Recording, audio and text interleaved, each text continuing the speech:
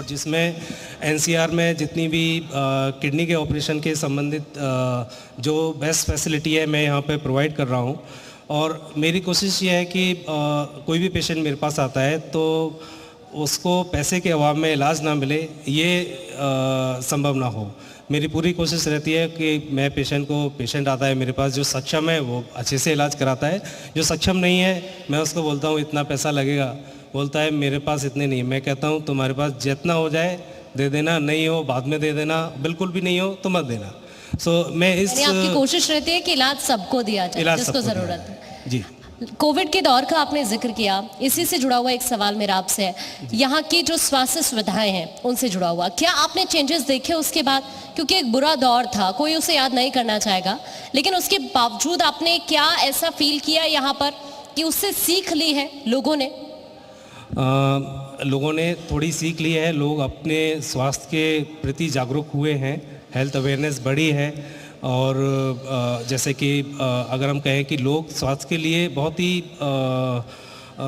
कहेंगे कि उतना ध्यान नहीं देते हैं। अगर हम कहेंगे जैसे घर में लोग शादी के लिए पैसा बचाते हैं लेकिन हेल्थ के लिए कोई इन्वेस्ट नहीं करना चाहता है, तो उससे लोगों के लिए हेल्थ मेडिक्लेम के लिए अवेयरनेस बढ़ी है। लोग अपना मेडिक्लेम करा रहे हैं कि जिससे कि अगर, क्योंकि होता क्या है कि जब कोविड जैसे दौर आया था उसमें पेशेंट को वेंटिलेटर की ज़रूरत पड़ती थी।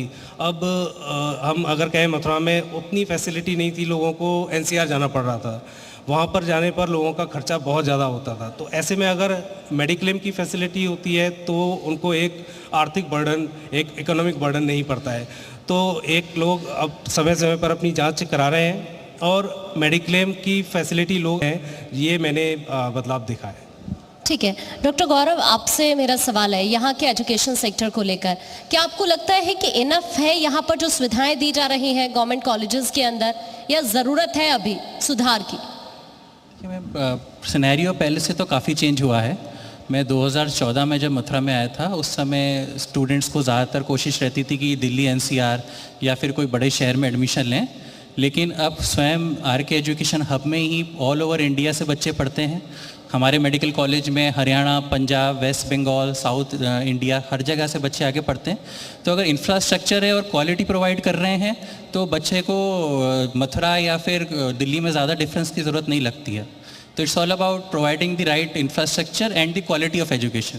हमारे कॉलेज में PGI Chandigarh, AIIMS and all over India में खुद national institute of mental health का स्टूडेंट हूँ।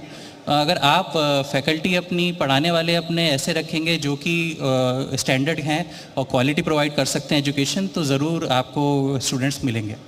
ठीक है, क्वालिटी का आपने जिक्र किया, क्वालिटी और क्वांटिटी दो चीज़ें होती हैं, तो आप क्वालिटी पर फोकस कर रहे हैं या क्वांटिटी पर भी फोकस कर रहे हैं?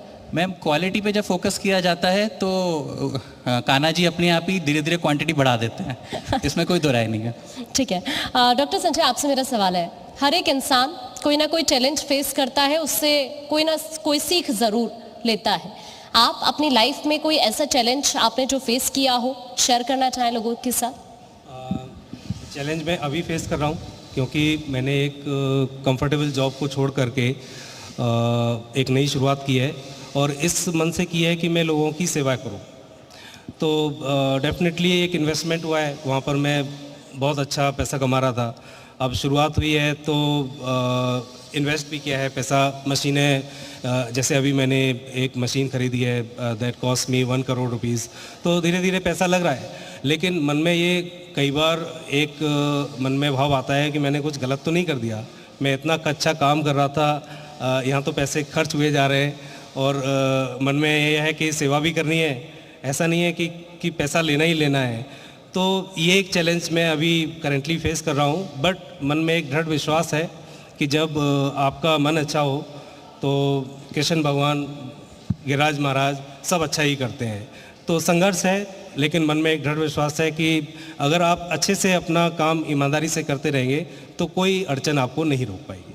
ठीक है डॉक्टर गौरव, चूंकि अभी आपने जिक्र किया आप 2014 के बाद से मथुरा में हैं, यहाँ पर एजुकेशन सेक्टर को लेकर मैं आपसे डिस्कशन कर रही हूँ, क्या आपको लगता है कोई ऐसा सुझाव जो आप गवर्नमेंट के सामने रखना चाहें इस मंच से कि ज़रूरी है अगर ऐसा हो जाए तो जो गवर्नमेंट कॉलेजेस हैं उनकी स्थिति में और